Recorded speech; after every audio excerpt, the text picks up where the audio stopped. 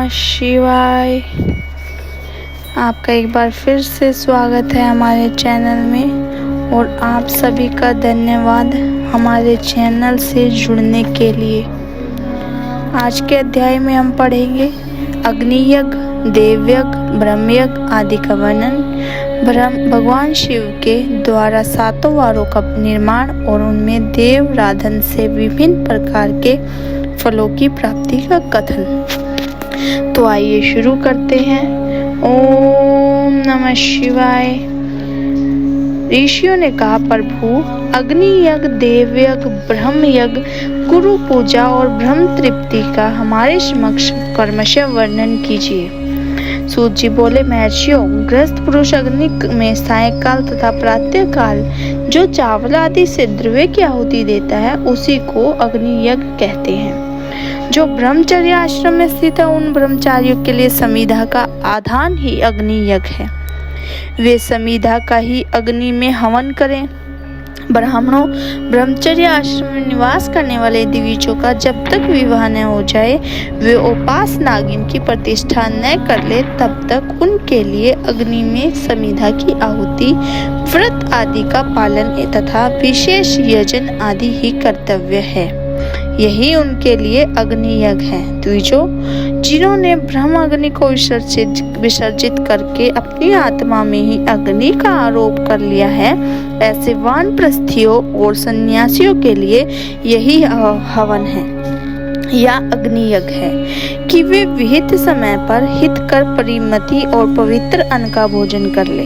ब्राह्मणों, सायंकाल अग्नि के लिए दी हुई आहुति संपत्ति प्रदान करने वाली होती है, ऐसा जानना चाहिए, और प्रातःकाल सूर्य देव को दी हुई आहुति आयु की वृद्धि करने वाली समझनी चाहिए।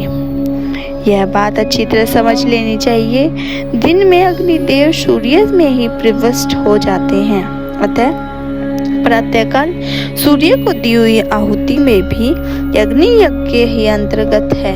इस प्रकार यह अग्नि यज्ञ का वर्णन किया गया है।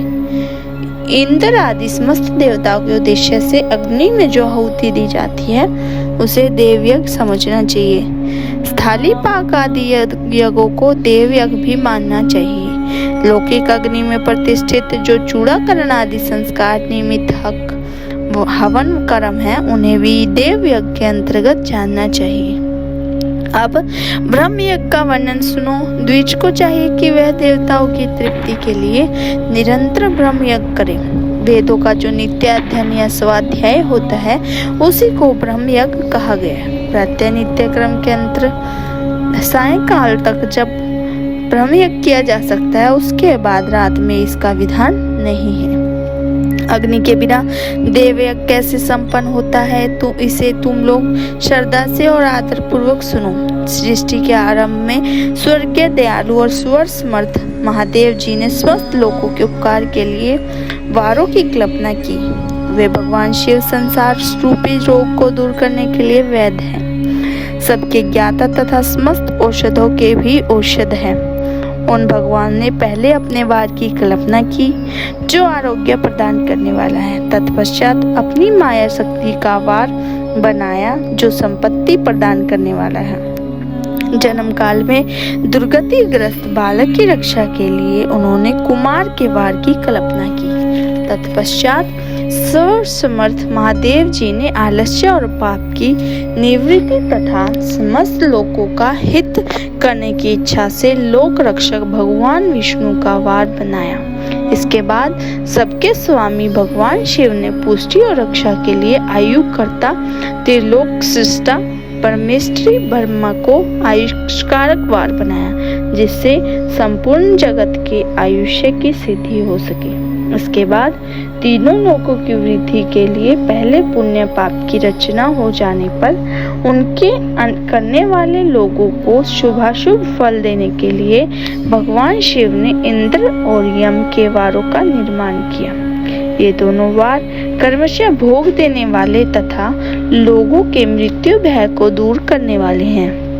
इसके बाद सूर्य आदि 7 ग्रहों को जो अपने ही स्वरूप भूत हैं तथा प्राणियों के लिए सुख दुख के सूचक हैं, भगवान शिव ने उपयुक्त 7 वारों का स्वामी निश्चित किया है। वे सब के सब ग्रह नक्षत्रों के ज्योतिर्मय मंडल में प्रतिष्ठित हैं। शिव के वार या दिन के स्वामी सूर्य है। शक्ति संबंधी वार के स्वामी सोम है। कुमार संबंधी दिन के अधिपति मंगल है। विष्णु वार के स्वामी बुध है। ब्रह्म जी के वार के अधिपति बृहस्पति है। इंद्रवार के स्वामी शुक्र और यमवार के स्वामी शनिश्चर हैं। अपने अपने वार में की हुई उन देवताओं की पूजा उनके अपने फल को देने वाली होती है। सूर्य आरोग्य के चंद्रमा और संपत्ति के दाता है। मंगल व्याधियों का निवारण करते हैं। बुध पुष्टि देते हैं। बृहस्पति आयु की वृद्धि करते हैं। शुक्र भोग देते हैं और शनिश्चर मृत्यु का निवारण करते हैं। ये 7 वारों के क्रमशः फल बताए गए हैं जो उन देवताओं की प्रीति से प्राप्त होते हैं। अन्य देवताओं की भी पूजा का फल देने वाले भगवान शिव ही हैं। देवताओं की प्रसन्नता के लिए पूजा की 5 प्रकार की पद्धति बनाई गई है। उन देवताओं के मंत्रों का जप यह पहला प्रकार है। उनके लिए होम करना दूसरा, दान करना तीसरा और तप करना चौथा प्रकार है।